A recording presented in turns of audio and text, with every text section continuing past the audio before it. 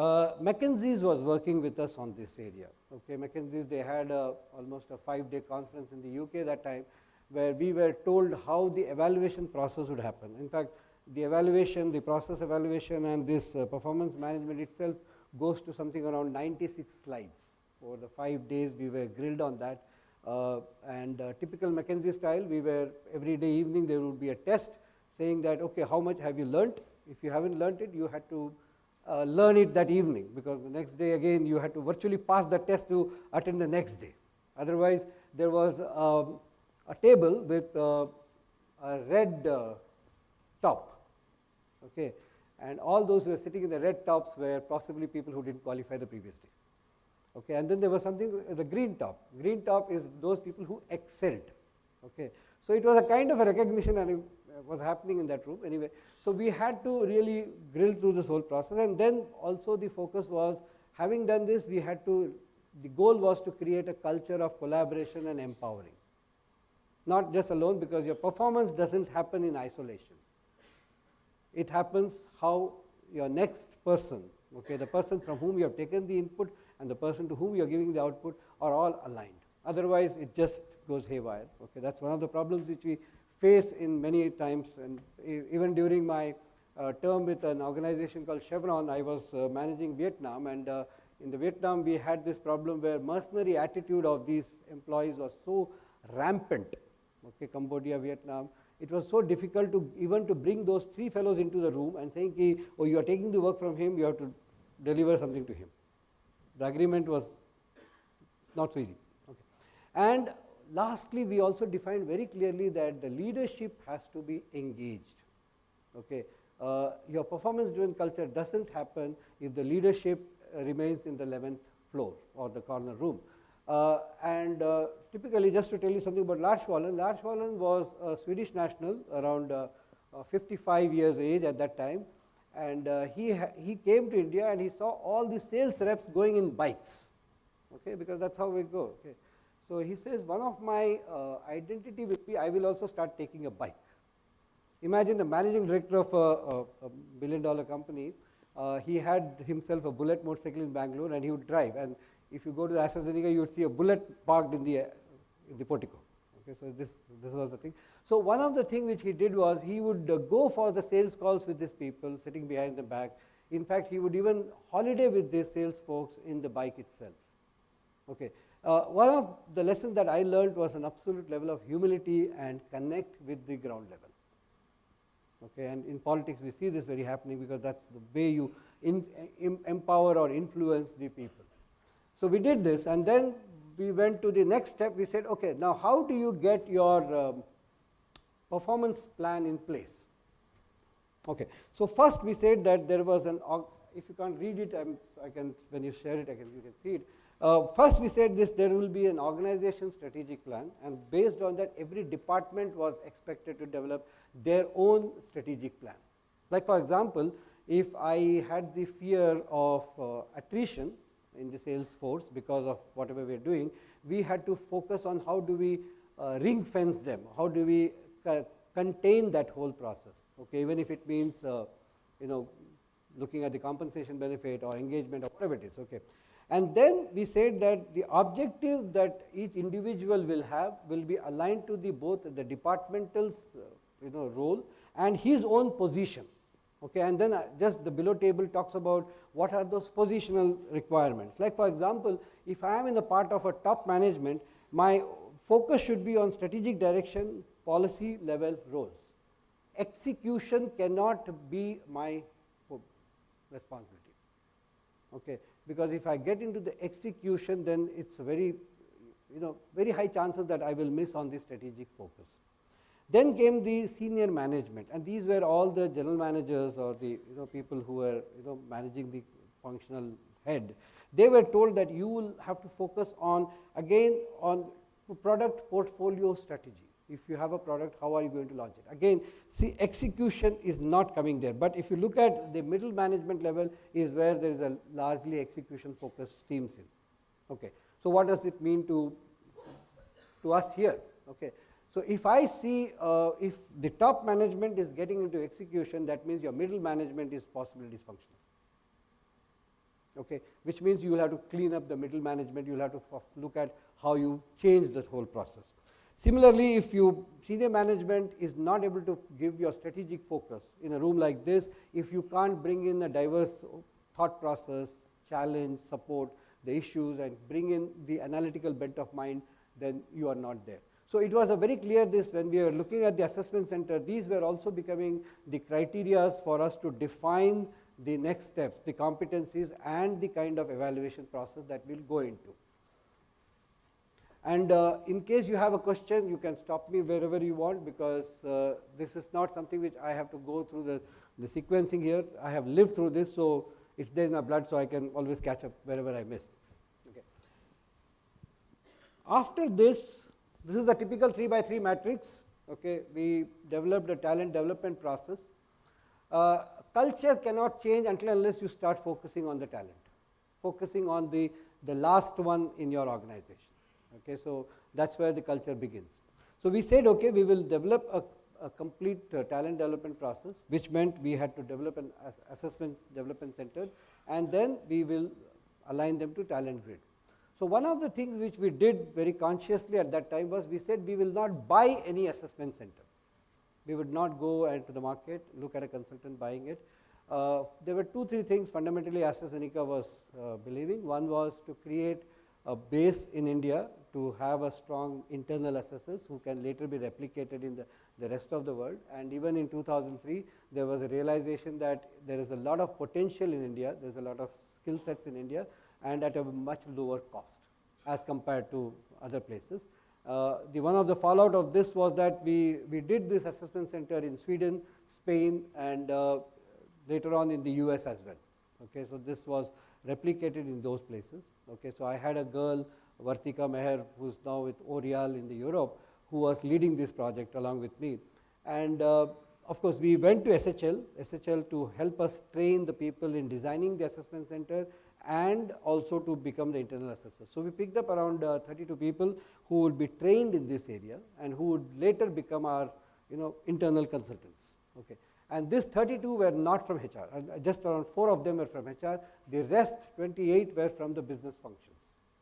And so that when it comes to implementing an assessment center and telling somebody is high potential or not a high potential, the credibility was high because the discussion that will happen in the room would be a hardcore business facts. It's not like, see, one of the challenges that I see as a consultant, even today I see, is that sometimes we don't understand the finer aspects of the organization, okay, because we get so so carried away by our own knowledge and past experiences that we miss out or we are not sensitive to how the thing really works. Okay, for those of you, if you are interested, there was a movie called Back to School many years ago, where very interestingly, where the academia and the managerial conflict was very well projected, and I think a lot of learning was from that, because where you have to sometimes, whatever knowledge you have to align it to the requirement of that organization then and there. So we did this, and basically we move forward. These are some details that I am sharing again just to give thing. And what we did was whoever we identified as stars and apple, we had a kind of a process built for them. Okay. So one of the things which we did very differently is that we said when it comes to stars, training doesn't help.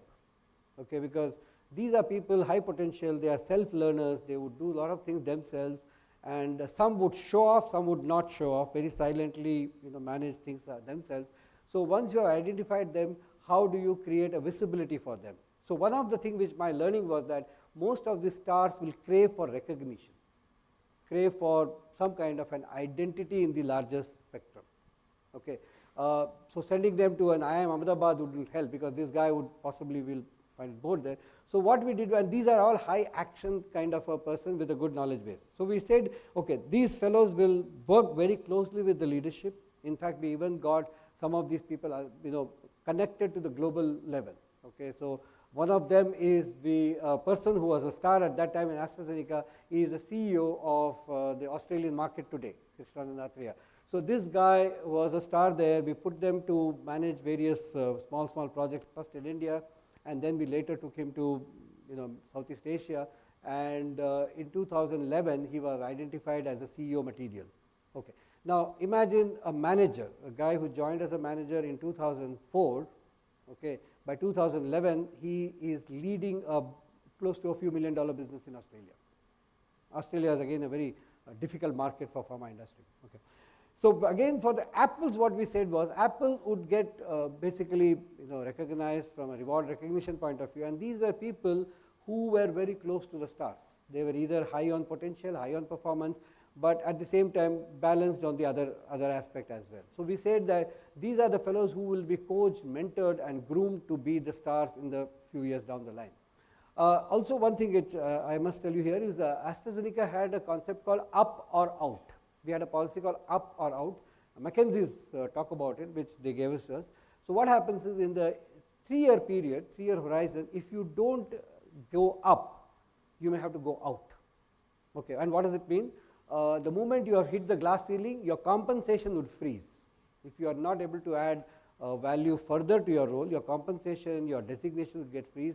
You may get the inflationary hike of say 3.5–4%, whatever was there, but you will not get anything more than that. So you had to display something different. So which actually was also fueling this, when we did this thing, which was also fueling an urge within anybody down the line that I have to groom somebody below me, because that was one of the criteria. Because if I have to go up, I have to have somebody to fill this place. And at the same time, I should also learn and stretch myself to be ready for the next role. 3-year was the horizon, and after 3 years they would seal it. Okay, they would just say, okay, fine, you are good, just be here, okay, and till the next opportunity comes up. Okay, otherwise growth was again sealed. One of the things which these companies did was they always kept their compensation cost same, or rather at a certain ratio. Okay, for the comp to go up, you had to have a lot of justifications. Okay, so given that scenario, this used to really support us. Only the fellow who can bring an extra business or extra advantage to the organization would get promoted and would get whatever that promotionary hikes were there. Okay, and similarly we did for the others as well. Basically we had people who were performers. Now these performers are your Sachin Tendulkars. Okay, good batsmen but poor captains. Okay, so what we did was, you still need them. You still need these guys because they are the fellows who will deliver the sales target. Okay, they would have hit the glass ceiling in any case, but at the same time what we were doing them is that we would treat them with all the respects, with all the recognitions, call them for this conference, give him a certificate, or offer a holiday to his family or something of that kind. But these guys were not going to be the leaders. They will not be the fellows who will move there. Okay, and the supervisors were expected to manage their expectations. Okay, and then there was something called a weak link. Weak links are those people with a high potential but low performance. Typically what I see in many organizations is very quickly we target the candidate. Okay, whoever comes in that just give me a sec. Yeah. Whoever comes in that weak link, we target the candidate. But here I saw a very different approach. We targeted first the organization, the function itself. We asked, have we put the person in the wrong job first? Or has the supervisor missed on analyzing where this person should actually be going? Or is it that he has been victimized and put into an area where his capabilities don't match? Even before we put somebody in that box, the management to discuss this along with the supervisors. Whoever was to go into the box, the supervisors first had to face the consequences before we would label that person. And if at the end we find that yes, the individual was at fault or individual is not able to deliver, then possibly we would put him on PIP and evict him. But at the same time, there was a time horizon given, 12 months. It was not like, again, when it comes to ethical standard, this organization believed that we had to be fair and transparent to the employees and stretch as much as we can so that they live through the process. Okay. So what is that one lesson that we learned here is that sometimes as supervisors, let us not take the path of least resistance. Path of least resistance, oh, here I have a non-performer, can I just crucify him now? Okay. Can we do a due diligence and see where is the non-performance really wrong? Again, this organization was process centered. It was not just like an event based or a contingency based organization where it would take a decision right then and there. Okay. Also what happened was that this organization would question the recruitment process sometimes, like you have this question marks who are low on potential, low on performance. There the recruitment process, the persons who went into selection were questioned. If this person was there in the system for 3 or 4 or 5 years, then supervisor had a lot to talk before we go to the employee. Okay. So ideally what we were doing is that we were also creating a process on a long term basis, saying that I cannot take some kind of a spontaneous decision to just go and do something. A lot of time in the recruitment that happens, that we finally find a candidate and we are so excited to just close the job, close the role. There it was not. It was something like we had to go, because subsequently if this happens, then I as a supervisor would be questioned. Okay, and then we also got basically a career progression process for them. Typically what would take around somebody 10-15 years, these guys would take much lower. All your stars were put on a fast track growth. In fact, even before we got the assessment development center in place, we had identified close to 100 projects within the Asia Pacific where these people could be later placed. We had not still come to the stage where we have identified stars, but we were looking at that, can those things be in place before we get into this act. And also for those who were performers, we ensured that they also are groomed enough to proceed further. So these were some of the quick fixes kind of templates that we were following. For every positions we had ready now, ready in next 2 years, and in the ready in 2 to 5 years. We had identified, because their development plans were aligned to this. Okay, for the others, the succession plan for every position was also mapped there. Okay. So what happened is, when this development were put in place, the training function become much more easier for us. Like today, I know some of you would be struggling to get nominations for the training program. You organize a training program and you really struggle to get people commit to the whole program. Here what we did it differently is that we made training as the responsibility of the individual, and said if you go through all this development process, then you have a chance to get evaluated differently. And again, for every position we had completely mapped. One of the things which we did differently is that a lot of these informations were shared to a certain level. It did not possibly go all the level, but certain level, so that there was enough of bandwidth in terms of transparency and values built. Yes, there is a hope for some of us.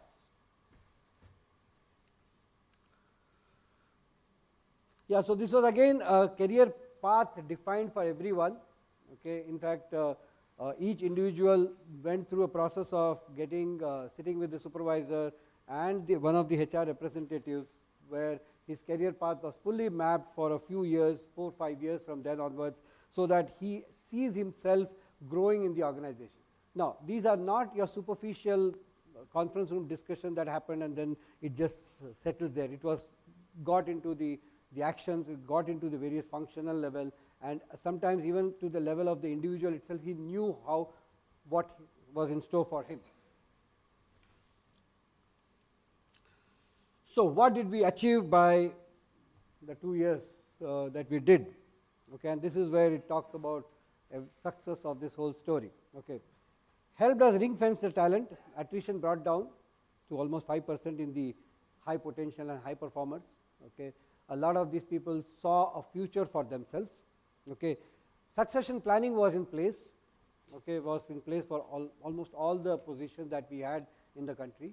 Okay, we had got those templates right, so that we were not scared about who is quitting, who is going to stay, and all those. Those other discussions, this guy who's thinking that guy is thinking that, did not happen. Okay, employees valued their individual development plans, because it meant that they would, they have to do it to grow. Okay, and career plan, career path, job rotation was happening. Okay. Like for example, we said anybody to take a national role will have to serve at least 3 regions in this country, and East was an important region there.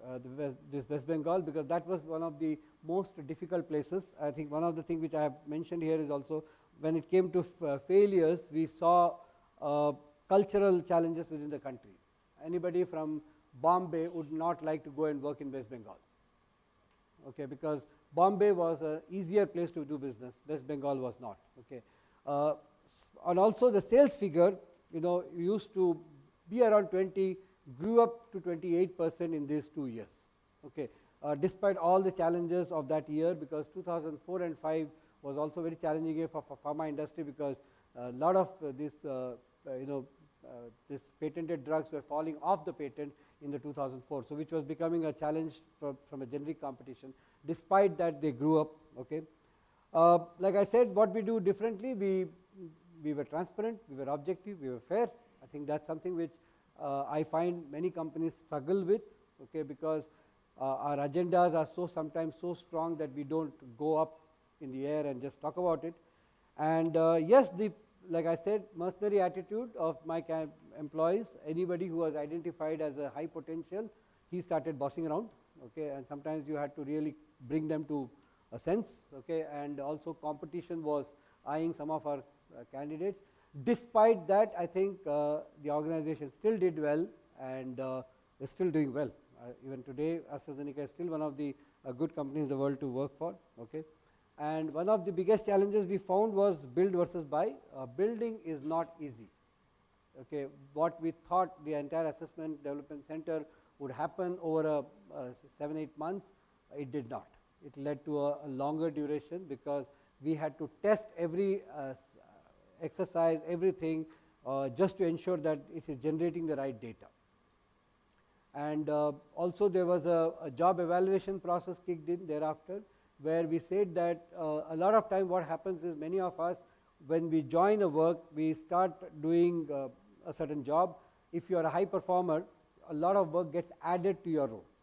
Okay, very silently, very softly it comes into it, and the company sometimes doesn't realize it, the management doesn't realize it, you become a very critical resource for the organization, and then the competitor picks you up.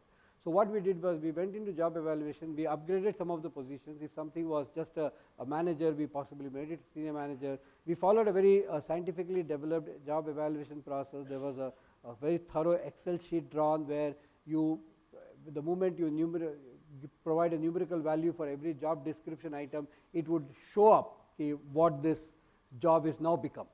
Okay, there was also job shrinking that happened. In many cases, there was a downgrading as well. Okay, so this is about the AstraZeneca case study, and ladies and gentlemen, and this is where I stop. I thought it will take me around 45-50 minutes. It's just yes, we did. Okay, one thing that you need to understand, the Swedish culture or the Scandinavian culture is a very open culture. Okay, and while in Sweden I used to see people would tell that I met this guy in that company. Oh, he is talking about all these things to me. Okay, so even if somebody goes to interview and comes back, he would talk about it in the company. Like we don't do it. We find it culturally we are a little hesitant to do that, but that country. So that same process this MD wanted in India to happen. He said, let's be transparent. And on the lighter side, he said, even if you have to hang somebody, tell him you want to hang him and then hang him. So don't hang him in the dark. So sometimes surprises may come if they deny to their DSC rating. Pardon? This is not my DSC rating, but means they are not accepting their rating. Yeah. This is not mine. So this typically happens when a third party does it. Yeah. But if I have, like for example, if you say a finance fellow, I have one member of finance in my assessment development center as an internal assessor, and he calls another finance fellow and says, oh, this is what it is. Okay, because he was also in the room when 4 or 5 assessors were discussing this individual's rating. Okay, and that time it becomes a little more difficult for this Johnny to question that whole thing. So what we did was we got the like for example, in army they say, now if you can't beat them, join them types. Okay, so we got those enemies on our side itself, so that it became easier for us to fight the battle. So at the end, you have developed 32 IDPs, No, 32 internal assessors. Assessors. Yep.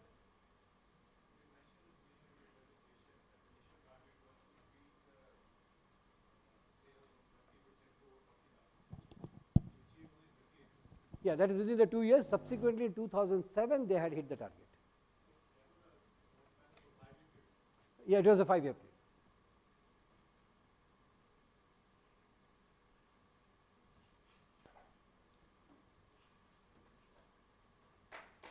Thank you very much.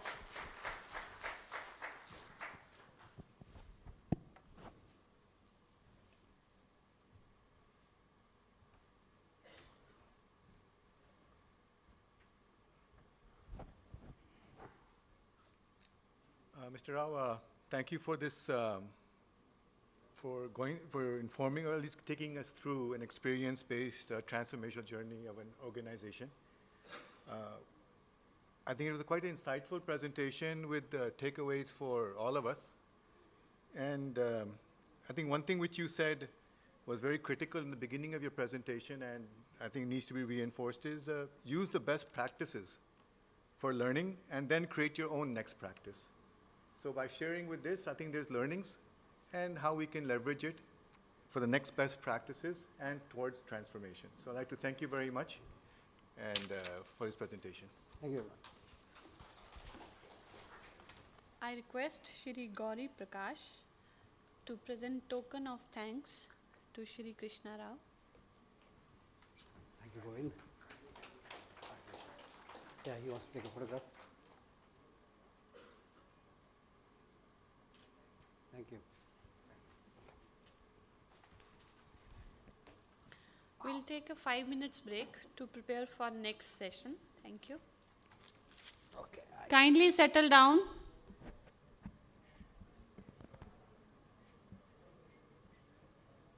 Srinivasan to join us on stage, please. Please give her a big applause.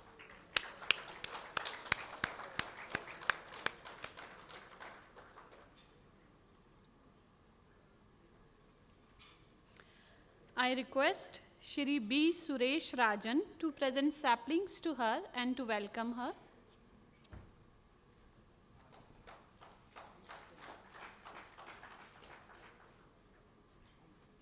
Shrimati Kirti Reddy to introduce our speaker to participants. Good afternoon, everybody. It's a pleasure for me to invite Dr. Vidhya Srinivasan here. Good afternoon and welcome, madam. So Dr. Vidhya Srinivasan has over 36 years of experience in the domain of teaching, training, research, consulting, advising, and other HR interventions across different sectors of HR domain, as well as leadership roles in the field of HR education. As an advisor, she has supported organizations in the field of corporate social responsibility, diversity management, and strategic HR interventions. As a HR educational leader, she had developed, nurtured, and headed the growth of MSW HR and HRM courses at DG Vaishnav College, Chennai. Dr. Vidhya teaches human resource development and organizational behavior. In keeping with her passion to build capabilities, she had worked aggressively with HR leaders, skill specialists, and consultants for campus placements, global internships, certifications, industry interference conferences, and leadership development for over 2,000 students over the last 3 decades. So Ms. Vidhya has a graduate degree. She has graduated in economics and general law from the University of Mumbai, and she did a post-graduation in social work. She has a doctorate in CSR from TISS Mumbai. She has presented papers in Asia, South Africa, Australia, the USA, and Africa. Her professional achievements include Rotary Exchange Award to Canada, a British Council Fellowship, and a Tata Trust Scholarship for Business Ethics and Research. So, Madam, it's an honor. We have you here. We look forward to hear from you. Thank you so much. Am I audible? Actually, professors don't need mics. I think you would have heard that adage many times.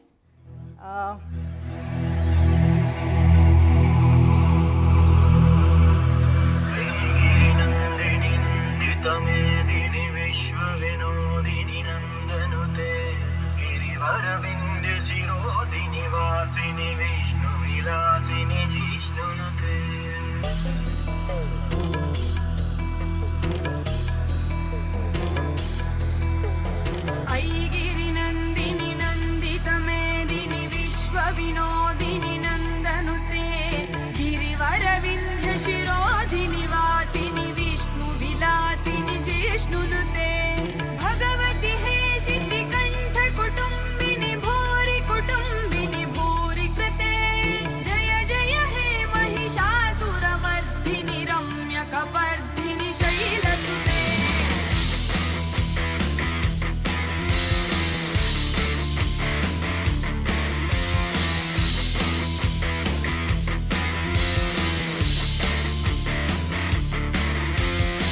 सुरवरवर्षिणि दुर्धरधर्षिणि दुर्मुखमर्षिणि हर्षरते त्रिभुवनपोषिणि शङ्करतोषिणि किल्बिषमोषिणि घोषरते तनुजनिरोषिणि दितिसुतरोषिणि दुर्मदशोषिणि सिन्धुसुते जय जय हे Mahishasuramardini रम्यकपर्दिनि शैलसुते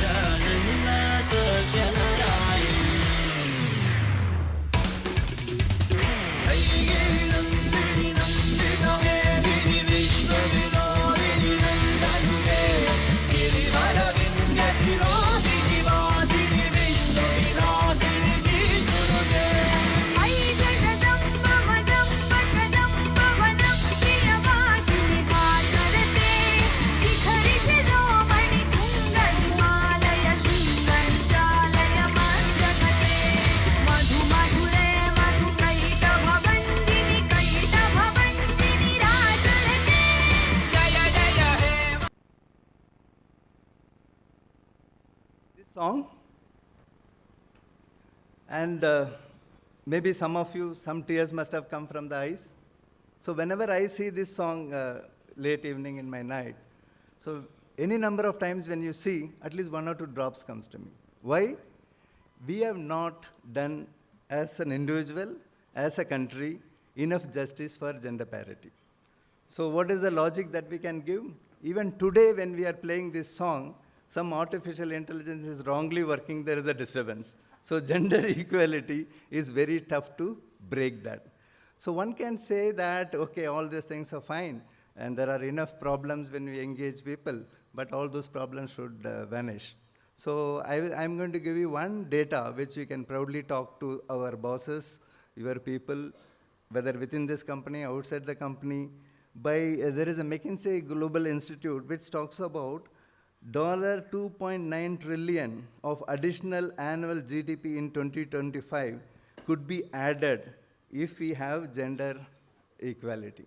So please show this people in our system, outside, wherever gender parity has to be maintained. I'm not talking about only HR people or IT and admin people should be in this place, where in my previous company we have recruited metallurgy engineers, power plant professionals. Last conference I brought somebody who was running a power plant within 25, 26 years of age. So this is the context setting.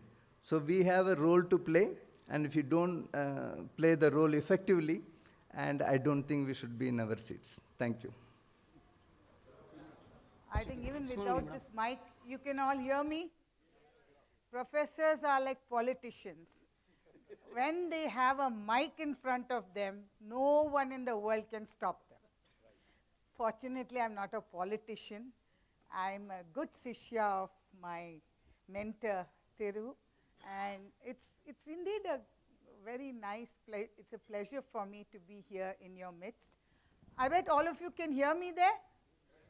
Sure, thank you. So this is going to be a typical class where I don't tolerate any nonsense. So please take it with a pinch of salt. When I say nonsense, of course, you can do what you want. It is your organization. But I can bet you that you will not look at your cell phones for the next 1 hour, because I'm trained in my business of people keeping quiet. So I saw lots of people putting their cell phones in their pockets now. So thank you very much for not being a slave to technology. And just like Krishna Rao said, everything that I'm saying here, there is nothing that is mine.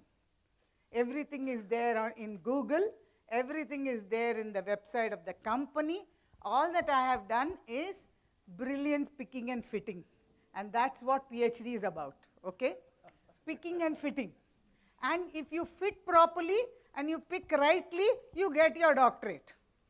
That's how I got mine. But I got mine in 1992 when you couldn't purchase a PhD.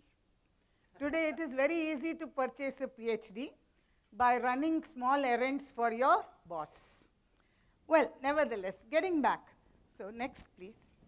When Thiru very nicely invited me and asked me to speak about this, a lot of questions were generated in my mind. I thought I should take you through a little bit of a journey of my own life. Thiru has been a part of my profession. When it came to taking up my job, I came from Mumbai, and somebody talked about culture differences. If you come from Mumbai, no other place is worth for you. Because Mumbai gives you that kind of, well, I'm biased because I was born and brought up in Mumbai, and you can criticize me. Chennai has given me an identity. Chennai has made me who I am. But Mumbai is Mumbai and Chennai is Chennai, okay? So when I came from Mumbai, every time I went into any organization, in Tamil, they used to use colloquial slang and say, oh, this Bombay girl has come. What is she going to achieve here? First of all, there was so much of stigma about being a woman in the workplace. And to add to that, they said, in Tamil, they say Bombay Kari. Bombay Kari means somebody from Mumbai. And I didn't understand, what is this? What is the whole thing about coming from another place? Well, diversity is all about that. Diversity is about our biases. It's about our prejudices. It is about our mindset. So when I was thinking about it, I thought I'll draw up the agenda. And I was thinking, these are some of the things that I'm going to talk about. To reiterate once again, nothing that I'm saying or doing or showing is, Greek or Latin. It's all there. And this presentation is going to be with you. You can take it back with you. Hopefully, it will be very informative. So this is what I'm going to do. Next one, please. The first topic that I thought of was diversity, inclusion, and belonging. How many of, I made this statement to some of the people whom I met. I was truly amazed by the culture of this organization. It's brilliant. Let's give ourselves a big hand for being part of a very good organization. Well, this organization has emotion in it. whether it is the young girl who kept calling me at the airport, or the man who came to receive me at the airport. I forgot his name also, but that's not fair. I should remember his name. The person who guided me to my room, people who told me they take care of me at the party, Sumit, Thiru, Indu, what is her name, Chinmay, all of them. I think it's very good. I think it's a very good culture. So diverse, when you are embracing diversity and looking for inclusion, you are actually facilitating belongingness. And when you facilitate belonging, the organization is a much better place to be in, live in. All of us live quite at least half the time in our life in our organizations. You agree? Out of the 16 hours that we are awake, Thiru must be spending at least 15 hours in the office. No? Very good. I'm very happy. I'll say a big thanks to him, his wife also. Okay, let's say we are there at least for 8 to 10 hours, which is 50%. Well, if that's how much time we are going to spend in the organization, if we don't feel belonged, or we don't feel like we belong to that group, it's not going to be different. Okay, I'm going to start with the Toyota experience. All of you are familiar with Toyota. And what conjures up in your mind when you think of Toyota? What's the first thing that comes to your mind when you think of Toyota? Quality, products, right. In the light of who they are and what their tagline is, this is what how they look at diversity. They believe that if your mindset, if the way in which you look at problems is facilitative, open, transparent, then engineering, product, design, all of that falls in place. Toyota talks about flexibility and agility, talks about work effectiveness, accountability. All of these contribute to the concepts of inclusion and diversity. And you can see at the end I have put down the source from where I've got these data, which will help you to read up a little more and maybe use it in your organizations. So one of the things that made me feel very happy was the point about 100% dedication. And if you see the words in small, we'll focus only on this initiative. Why do they say, for example, when they recruit, some of you may be familiar with the TVS group. Some of you are? Yes? Okay, something about the TVS group. When they recruit people, they take minimum a month to recruit a person. The background verification, they look at and they ask questions like, do you have a grandfather, grandmother at home? Can you imagine any interviewer asking such a question? Why would they ask this question?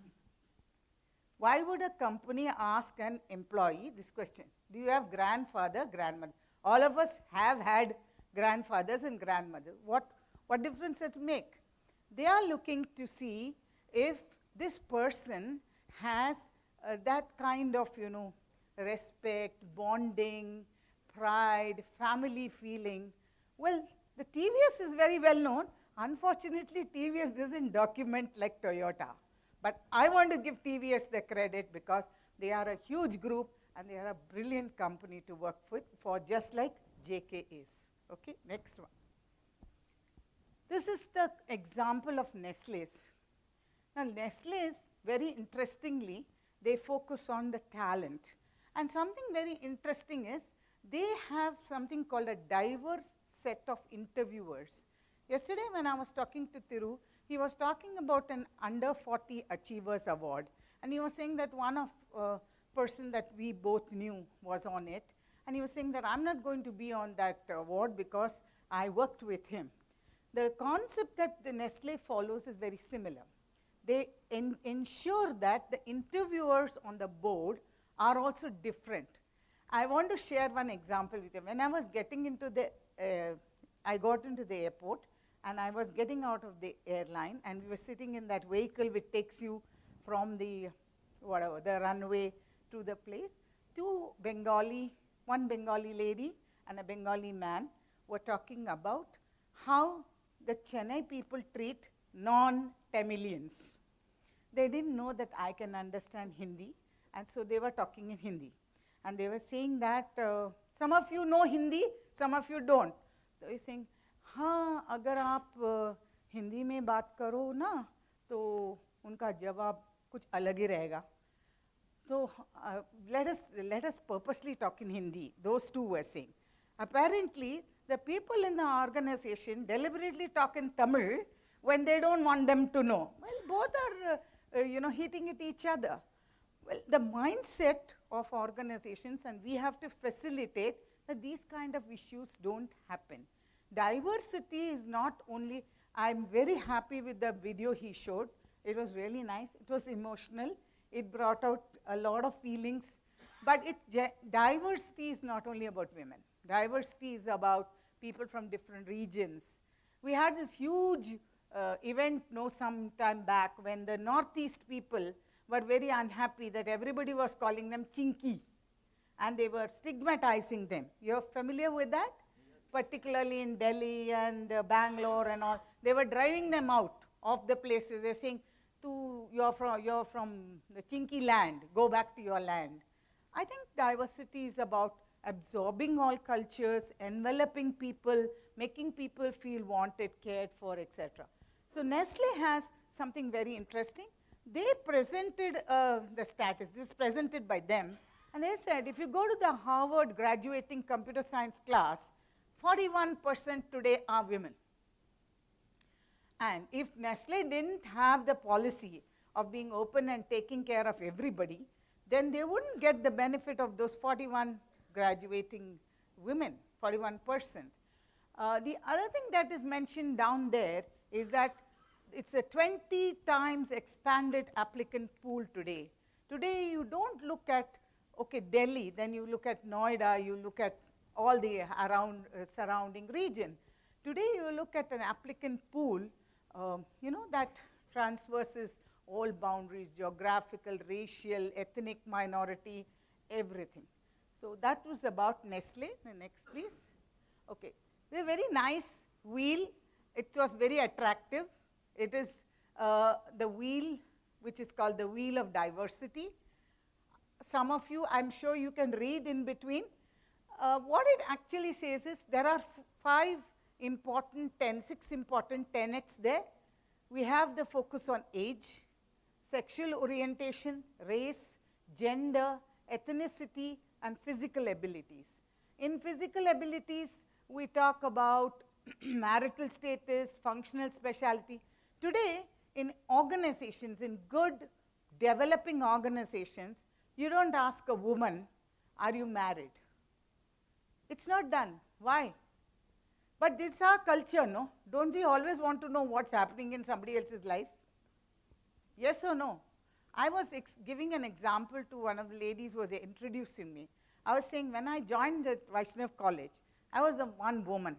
And it was a 4,000 strong male-dominated college.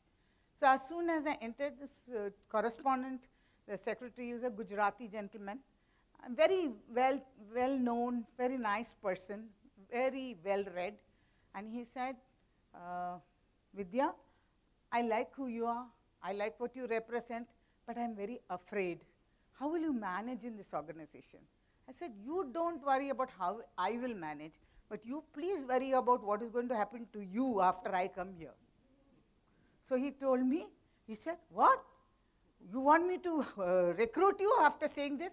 I said, no, please, I'm telling you something very sincerely. Nobody believes that a woman also has certain principles, certain values, and that, you can't just walk around, you can't take her for granted. Today, in the college that I just retired from, 3 times the number of women are there. I was the first woman in 1989, and I deserve a clap for that.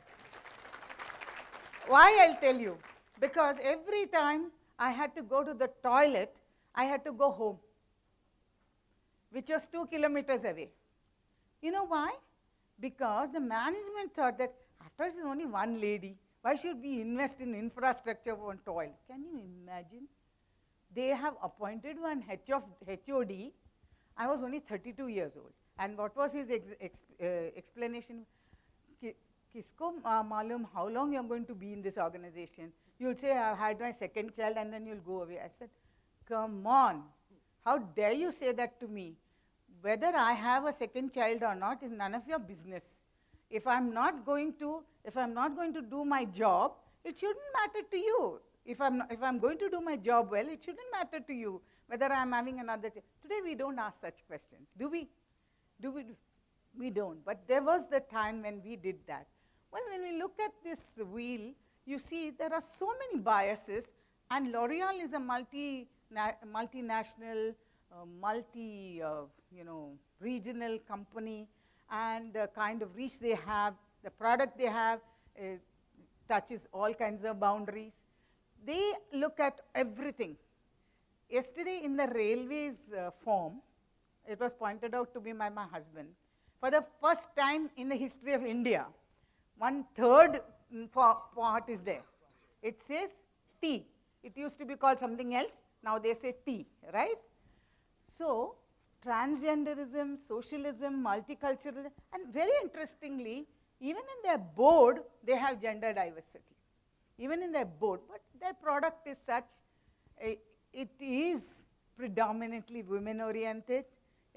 They are in the field of cosmetics and home, remedies for women, etc. So this was something that caught my eye. And this wheel is so beautiful and so colorful. It is not my picture, and I have not done it, so don't give me any credit for it. This is entirely done by L'Oreal. What I've done is, I have just interpreted what is it that that picture tries to typify or talk about. This is about Hitachi.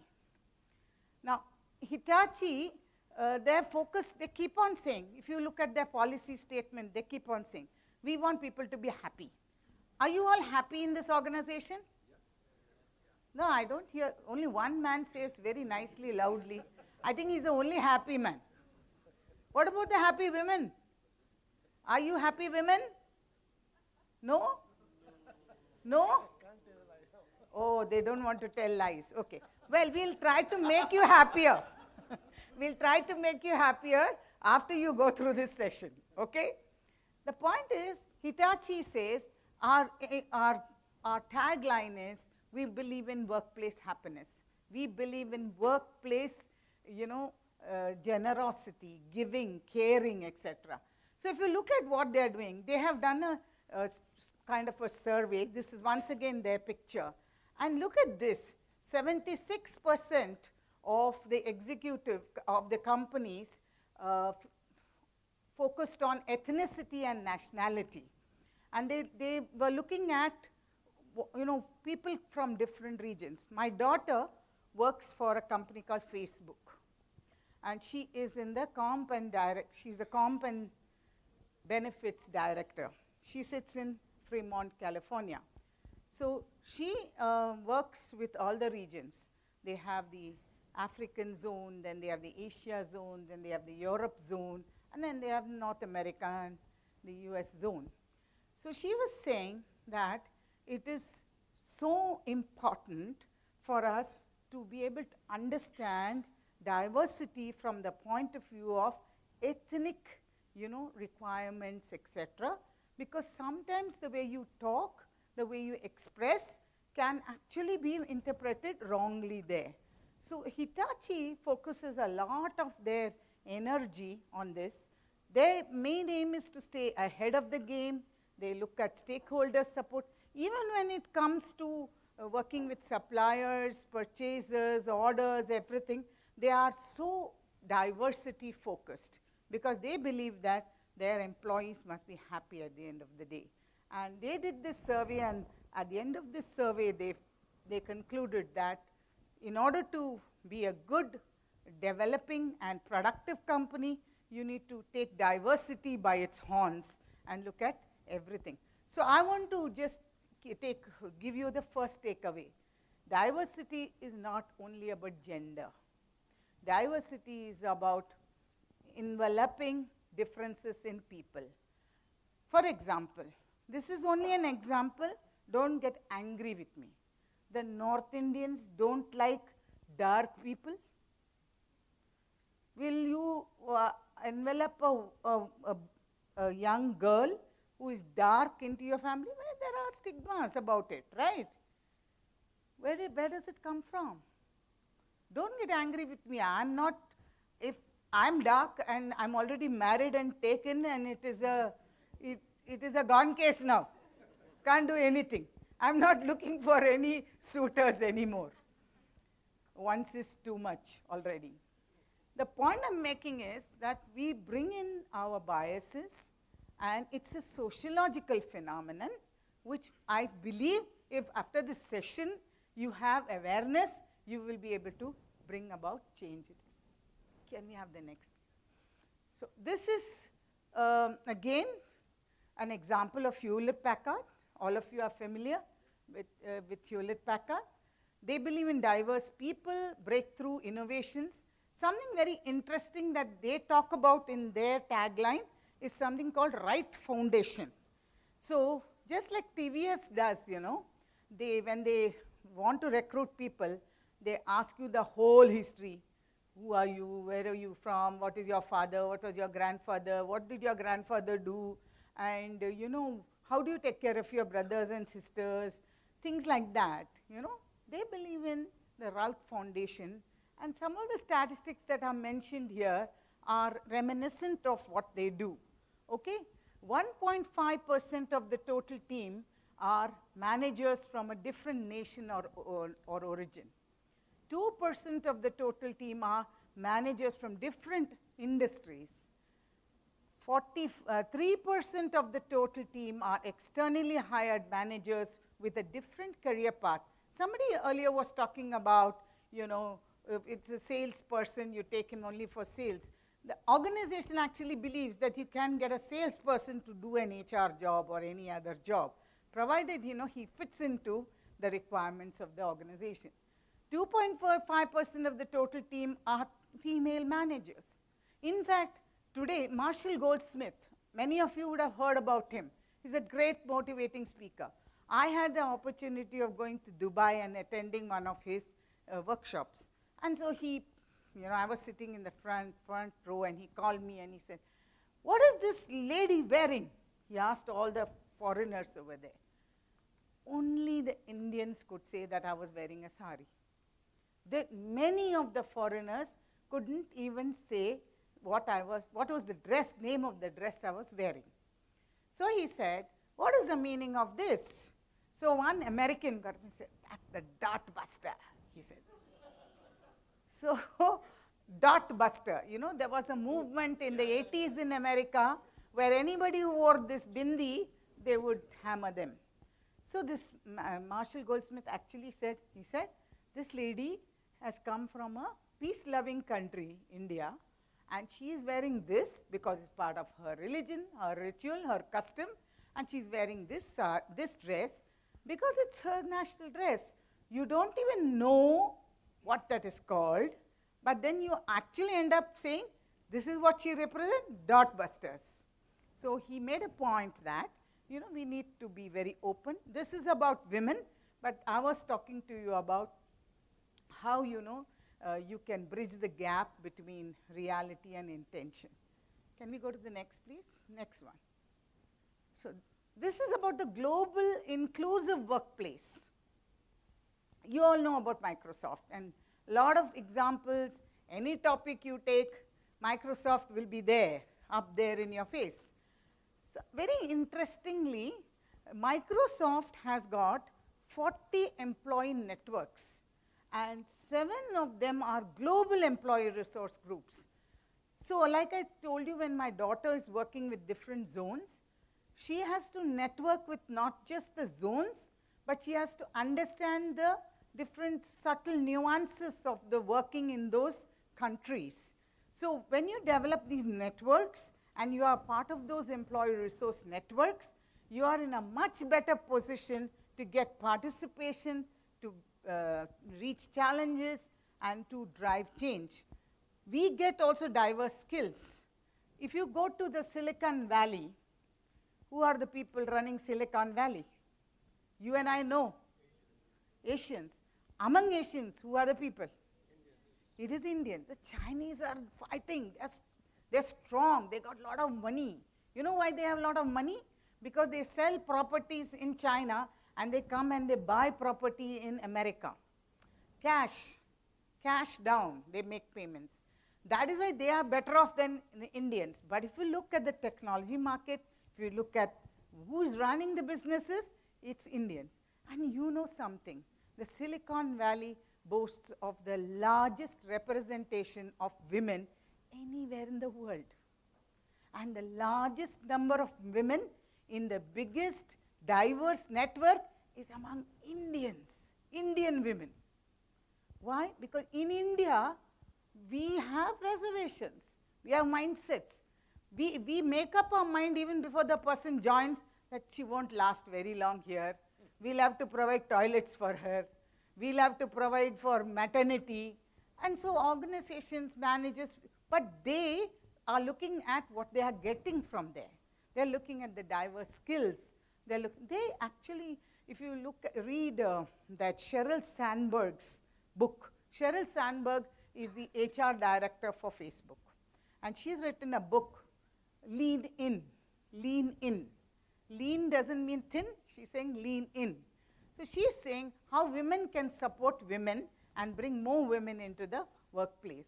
So she is giving a statement that we should get more women from India because their mathematical and analytical skills are extraordinary. She is saying, but what is Donald Trump saying? You and I know, okay? Next. This is about our own friendly Wipro. Wipro has an acronym which is called CREATE. So this CREATE acronym goes through every aspect of diversity. If you see, some of the, I would like you to read some of the statements. On the left-hand side, when they are experienced or they have witnessed or they overheard, what are the things they say? I have witnessed harassment based on identity in the past 6 months. So Wipro chairman Azim Premji is one of the few managing directors or CEOs who communicates with every employee every single day. You know how? He communicates to them through an intranet message that he gives to every employee every day. And he tells them what Wipro is doing today, what it did yesterday and what it's doing today. So he gets to know what is happening. So as you can see, diversity is a CEO level issue. And if all of you are aware and you can build consensus for it and you can push the management to get into it, nothing like it. So career, at the stage of career, recruitment, engagement, accessibility, talent, enablement, at every level, they respect what people say. I feel like I belong in this company. I feel respected by the people I work with. It's an inclusive decision making. Trust in leadership. We were talking about trust. Does trust come with money? If we pay, I want answers. It's not a monologue. I want answers. Would you be happy with just money? So what is it that as HR people, what is it that you're providing to people who come there? What are you saying to them to get them into your organization? What do you say? I mean, anything is right. There's no wrong, right answer. Every organization does it differently. What do you do? You introduce rewards. You introduce ways in which they can suggest how they can make their life better in the organization. And you build trust, yeah? You build careers. You build trust among them. So the concept of diversity and inclusion is to, according to them, inclusion is a tool to leverage diversity, and they try to get everybody onto the bandwagon, or so to say the developmental agenda, by making everybody feel comfortable at the end of the day. Next. This is Vodafone's. I'm interested in reading out the VIN, Vodafone's inclusivity network. It says the 4 C's model: customer, communication, colleagues, and community. But look at how it is interpreted. Values plus effective systems plus cultural competence plus emotional intelligence is equal to inclusion. Somebody said some time back that all of you you do follow films, right? Some of you? Deepika Padukone and Ranveer Singh? Yeah? Okay, even if you don't, it's okay, because it's important for you to know what makes people feel good about each other. When Ranveer Singh was asked about what he likes about Deepika, he said, she shares the same kind of value system that I have. And when they asked her, she said, of course, they are not talking about marriage. That's a different matter. That's a very filmy thing, not to talk about marriage. But they were talking about value systems. In a company, how do you drive values? How do you drive the value-driven culture? According to the Vodafone's equation, you constantly communicate. You let the customer know who you are and what you're doing, and you let the colleagues and the community decide on what kind of company Vodafone is. And this is how they are approaching it. They have not been successful, that's what they write, but they say that our value-driven culture and our individual cultural competence is actually helping us to become more emotionally intelligent and therefore towards diversity and inclusion. This is very good, it's a good picture. Krishna Rao was saying that when you have a good picture there, you don't have to do much talking, because the picture talks about itself. This is the SAP Labs, culture tree or value tree. They talk about inclusion, they talk about sexual orientation, empowerment, customers, valuing talent, performance, awareness. Everything that you want in an organization is there. It is not as if they don't have problems. You will see at the end that there are a lot of challenges to inclusion and diversity. But this is what they are approaching. This is how they are approaching it. So one of the interesting things that I saw there was that they value authenticity, and they value building awareness, and they value innovation. So if you read that article that is written there, the article talks about authenticity, talks about recognition, cross-generational intelligence, and it talks about different perspectives. So, you have this whole problem of this millennials, Generation X, Generation Y, and how. And you have one new problem now. You have a Generation Z, which has also come into the market this year, right? So if you look at the perspectives of these people, you will see the millennials work in a different way. I'll show you one PricewaterhouseCoopers millennial survey that was done among young women and what they think and what they say. Shall we go to the next, please? This is the IBM. So IBM's tagline is think global, act local. So they focus on capacity building, support structures, collaborative approach, aligning diversity with globalization. I have some students working in this company, and they tell me that the company goes out of the way to get people, from different backgrounds into the organization. Not just women, but all kinds of representation, because they believe that they can transcend different markets, they can conquer different markets if they can get people with diverse perspectives. Next. Next. Okay, this is about women. Now we are talking about hyper-specialized diversity. Diversity from different points of view. First we look at women. All of us, I'm very glad. I was telling Indu when I was talking to her that I'm extremely happy to see at least a few women here. Well, it would have been nice if we were 50%. But then if we were 50%, how the others would have felt, I don't know. We'll have to try that out and see. But the fact is that you today have more women in the organizations. And we don't ask silly questions like, what if you are going to have a second child? We don't ask silly questions like, who will take care of your child when it's not your business? But organizations today are not worried about that. They're saying, we'll provide you good maternity benefit packages. We'll provide you flexible working hours. We'll provide you everything. You tell us what you can do. You tell us what you can contribute. It's another thing that if you work from home, you generally work 18 out of 24 hours. This is a reality. Women, please make a note of this reality. Don't fall into the trap of flexible working, because my research says that if flexible working means compulsory working. And if the boss is awake at 2 a.m., you jolly well be awake. Okay?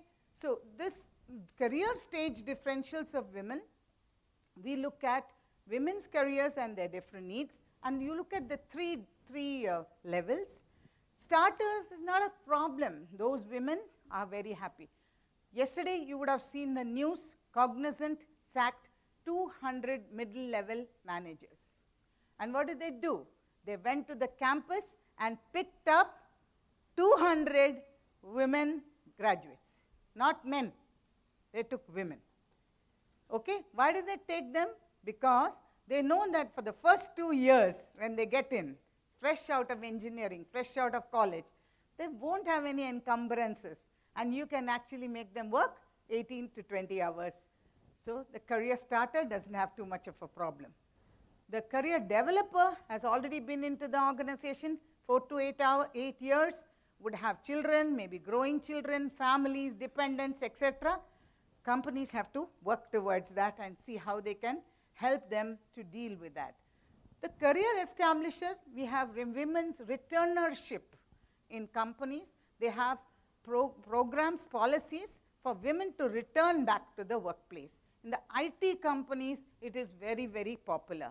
But I'm telling you, in the organizations that I have sent my students to, Vedanta is a very good example. They have a lot more women coming back after maternity breaks, and they are giving them very, very good, packages, and they are encouraging them. So there are a lot of good companies also doing this. Shall we go to the next, please? This is the next stage for women. How do we push women from the executive to the middle management? How do we do it as an organization? And do we need to do it? Don't women have to fight it the same way that men do? But we also have to accept that we have to strengthen the executive pipeline, and therefore we need to have some projects which are more suitable for women, and design it or integrate it in such a way. So we talk about international assignments, we talk about mentorship, talk about maternity management programs for them to move from the executive to the middle level. Next. This is once again an example of the IT and the BPM organizations. It may not be relevant to the JK Corporation, but this is just for your awareness. Look at the statistics. Please read it yourself. There's been a 110% increase in the participation from organizations who have introduced inclusion programs for people with disabilities. PWD means people with disabilities. Strangely, very, very interesting article. It talks about how many different disabilities are covered now. What do you define as a disability? IBM's experience in eliminating hiring bias, I want to talk about Amazon here. 2 days back, Amazon recalled an artificial intelligence program, which is a recruitment model. It was faulty because it was rejecting anything that was mentioned as women's. See, women it was accepting, women's it was not. So they had to send it. Artificial intelligence, after all, not human, no. There will be mistakes. So they have recalled that. So the biases that are there have to be removed, and IBM has a very good experience in that. And some of the outlet of KFC and McDonald's, they are also recruiting deaf and dumb people. Sure, yes. And that's been much, awareness has been created about. Lots of, yeah, malls are also doing that. There are companies also which are having for certain levels, and they are going to NGOs. You'll see how we are working with different people. Next.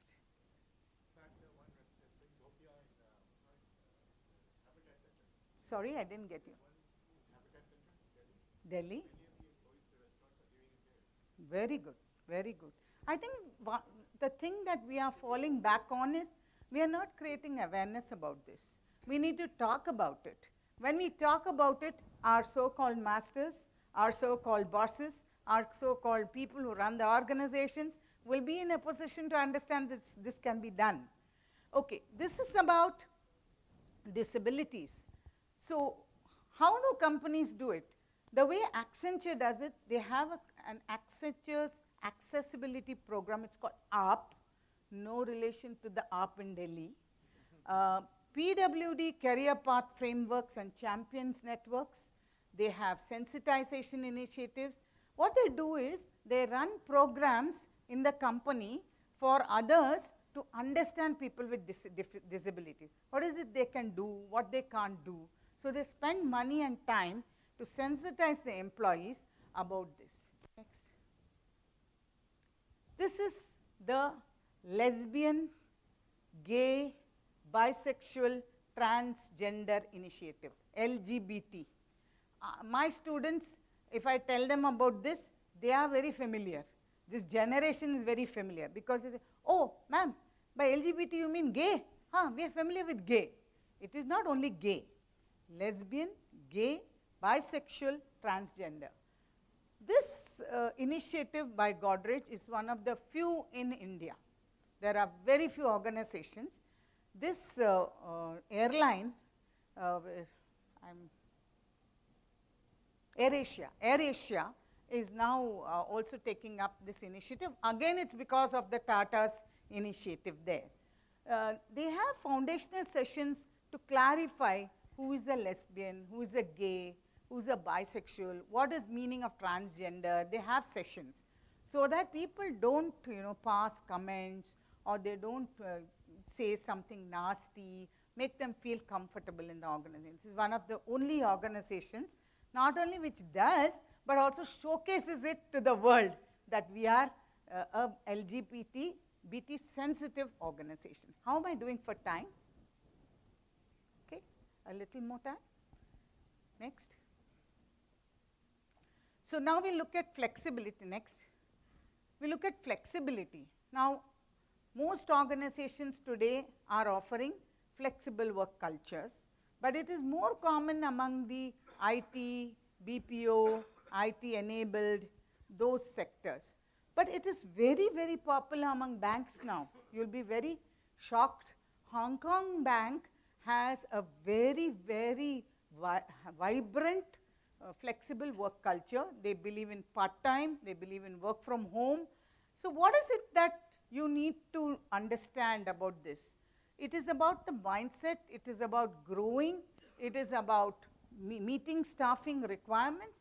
And it's about making opportunities available to everybody. So in this small picture, what has been depicted is that if the people running the program have a good flexibility strategy, they will be able to connect the dots. So this is the survey that I was talking to you about, the PricewaterhouseCoopers Female Millennial Survey. In this survey, they actually asked women about what do you think about the work-life balance programs given to you, and see what did the women say. Nearly half of the respondents to the survey of female millennials said that although flexibility and work-life balance programs existed in their organization, they were not readily available to them in practice. So it is one thing to make it a strategy or a policy or a goal, and it is another to actually translate it into something that happens. 53%, more than half, believed that taking advantage of flexibility and work-life balance would have negative consequences for their careers. I don't know how it is in your organization. I would be interested to know and learn. But I have seen that organizations which are able to understand the needs of women and people with disabilities and people with different sexual orientation, people from different geographical areas, they generally tend to do better and they have a better name. So if you can sell it like that. Next. Somebody was talking today morning, I think it was Krishnara was talking about from proactive to reactive. This is a very important magazine, People Matters. All of you must be familiar if you're from Delhi. This is run by a lady called Esther Martinez. And she brings out nice articles about people and women and what is happening. So one of the things that she has suggested in an article is that there are different ways in which you can introduce flexibility. You can offer teleworking, you can offer sabbaticals, you can offer compressed worksheets. In one country in the world now, I think it is Sweden, they have come to 3 days working. So they have offered employees, you can work only for 3 days, and they have achieved the productivity that is required for the entire week in 3 days. I don't know what will happen in India if we introduce that. Maybe they will treat those 3 days as weekends, and then the other days will be extended weekends. We need to change our work culture if we want to, introduce a lot of these examples. Next. What are the benefits of flexibility? Does your organization have a flexible work? Am I allowed to ask? No. Yes, partly. Not allowed to ask? Okay, you don't have. No, we have. Huh? You do have. Can you, in a small way, which is fair enough. नहीं है? हाँ तो ठीक है, बाद में बात करेंगे उसके बारे में. नहीं, बाद में बात करेंगे. Okay, I'm sorry if I introduce some dynamics into the workplace. Okay, what I meant is that you have gender specificity in roles, you have conserving resources, measuring output rather than desk time. My brother works for a company called Accenture, and you'll be very shocked. 6 a.m. in the morning when he works from home, 6 a.m. you get up, he's sitting on the computer. 11, 12, you get up to drink a glass of water, he's still sitting on the computer. So I asked him, unless you're doing something else very nefarious, what kind of work is this? He said, no, it's about the output that I'm giving. I said, what hell, what kind of output are you going to give when you're working 20 hours a day? He says, no, I'm doing it with my own free will. Nobody's pushing me. If organizations can achieve that kind of trust and that kind of generosity from an employee, well, that is okay. But the fact is that you should measure output, not the desk time. You know the famous example of the government organizations, na? You go at 10 o'clock, they have gone for chai. You go at 11 o'clock, they are preparing for lunch. You go at 2 o'clock, they are preparing for tea. And you go at 4 o'clock, they are preparing to go home. So, काम कब करते हैं? This governmental attitude, definitely, I'm a big critic of government. I worked in a state government position, and I get my pension from Tamil Nadu state government. But I can tell you that I've definitely not worked like that. But I can tell you that the people in the organization work in a different way. The mindset is different. The culture is different. It is not about how many hours you clock there. It's about the productivity. So this is an example of a company called Kronos and how they, got flexibility introduced. Next. What are the difficulties in flexibility? Now I think the two gentlemen who were arguing, maybe they can look at this and maybe you can see what are the difficulties. There are some kind of jobs, some kind of processes, some kind of products where you can't introduce flexibility. For example, frontline work, ancillary tasks. Sometimes you have data confidentiality. The company called Parle Agro, they wrote a big article. This is Saurajit Iyer. He wrote an article about why he doesn't want to introduce flexibility in his organization. And the gist of that is here. So now we come to, go to the previous one. We are looking at now challenges of diversity and inclusion. Please stop me at any time. Like I told you, I'm like a politician. If I get the mic, and I have the mic here, and you don't have any mic with you, I will go on. Please stop at any time, okay? But I reserve the right of telling you that whether I'll continue or I'll stop. You can tell me. Okay. Diversity and inclusion are predominantly CEO level driven issues.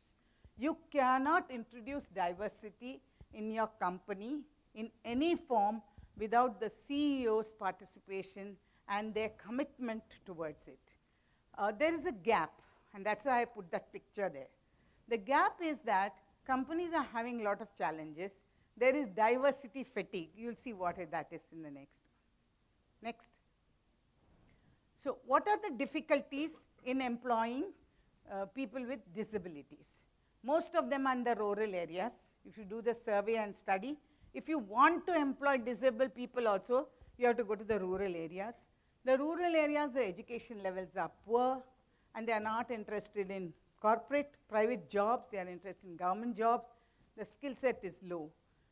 If you look at what the companies are doing, only 1% hire people with disabilities. Many don't even know what is available in that talent pool. When you look at the training design is very expensive. It has to be customized, and you have to find trainers to fit this. But I can tell you that for blind, there is a large number of trained people who can train blind to work in a corporate setting. There are organizations for that, and the number of people who can train in Braille is larger than the number of people who are blind in India today, because there is the government is giving a subsidy for people who are training to train the blind. So you see how our government works. Next. There is a lack of skills and affordability. I think that has been talked about. Should we go to the next, please? Only 18 companies. Now this was a study done by LiveMint. They found that only 18 companies identified scheduled tribes, 32 companies. Now that is also a big area of diversity. We've not talked about that in length, because the government has a very vibrant program for SCs, STs, MBCs, BCs, etc. But then at the corporate level, it is difficult for companies to employ these people on these basis.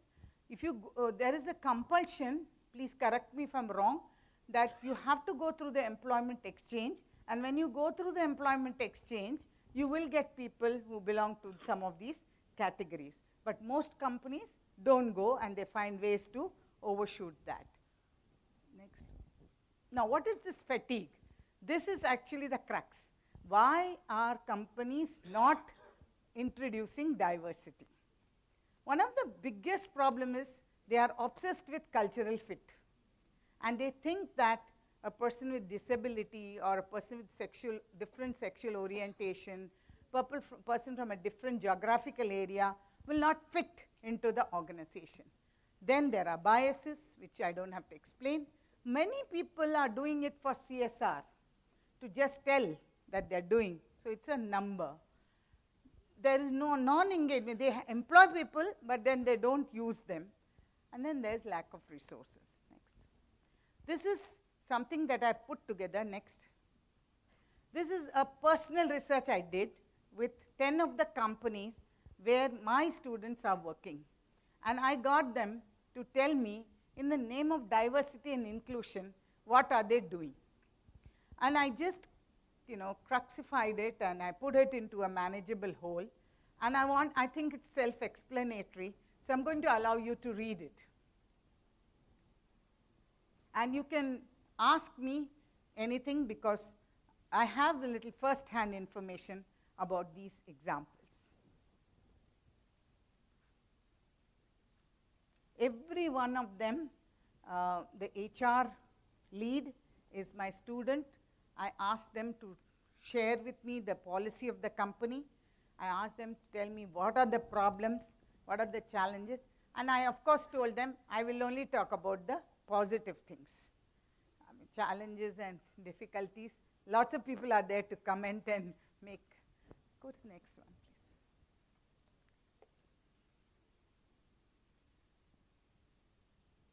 I can share about Vedanta. I have been teaching for the last 33, 34 years. And in the last 5 years, Vedanta has recruited 19 women from my college in the last 5 years.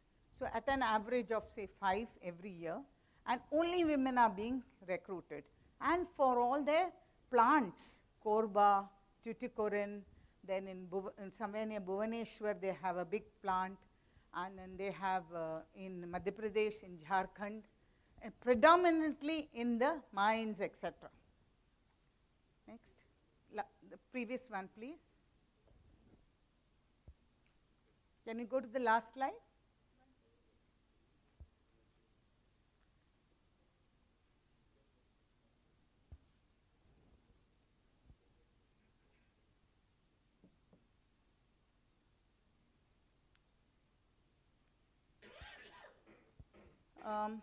Cognizant, if you go to the website of Cognizant, there are reels and reels and reels of information. But the reality also matches the information given. There are a large number of women working in Cognizant, and there is very good pay transparency. As far as Lennox is concerned, I was talking to Hema Mani, who is the director HR, and she was saying that we are a very, very diversity-friendly company, but we have lots more to do. So she was saying, after you go and address this group, come back and tell me what more can we do. So she was saying that I want to employ Braille equipped teachers so that I can employ blind people in my organization. They make refrigerators. It's a multinational. So thank you very much, and I really have taken liberty of your time, and I'm very happy that every one of you was listening to me. Thank you very much, and I hope there will be some questions. I don't promise all answers. I can tell you very diplomatically, like Amitabh Bachchan says or somebody says, I'll go back, look into it, and get back to you. I can do that. But there are some that I may be able to answer. Thank you very much. Very good afternoon, everyone. I know this is the lunch time. Keeping that in mind, I'll finish my vote of thanks in less than 2 minutes. It's my pleasure to propose vote of thanks for Dr. Vidhya Srinivasan. Madam, you explained the significance of diversity in business in a very excellent way by giving examples of leading organizations like Toyota, Wipro, SAP, and etc., and many other good companies. And you also emphasized on women empowerment.